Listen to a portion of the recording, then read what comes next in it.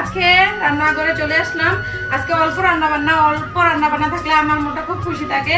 আজকে সব কাজ সকাল সকাল একদম শেষ। আজকে অল্প রান্নার মধ্যে কি করছি আপনাদেরকে প্রথমে দেখাই। এই যে একটা লাউ কেটে নিচ্ছি, আজকে রান্না করবো লাউ দিয়ে চিংড়ি মাছ দিয়ে।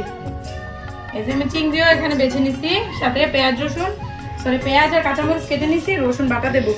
আজকে অল্প রান্না তো প্রথমে কড়াইয়ের মধ্যে দিয়ে দিলাম তেল, এখন দিয়ে দেবো পেঁয়াজ রসুন কাঁচামরিচ আর পেঁয়াজ দিয়ে দিব, রসুন বাটা দিয়ে দিব, পরিমাণ মতো লবণ দিয়ে দিব, হলুদ দিয়ে দিব, গুঁড়ো মরিচ দিব না, তার জন্য বেশি করে কাঁচামরিচ দিয়ে দিয়েছি। চিংড়ি মাছ দিয়ে দিব, চিংড়ি মাছ কষিয়ে নিব।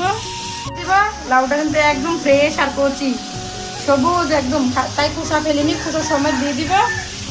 লাউ দিয়ে দিচ্ছি, এখন সুন্দর করে কষিয়ে নিব। যে আমাদের লাউ তরকারি হয়ে গেছে, এত সুন্দর একটা কালার আর গ্রান বের হয়েছে। আমি মাঝখানে টমেটো দিছি, এখন বেশি করে ধনেপাতা কাঁচামরিচ দিব।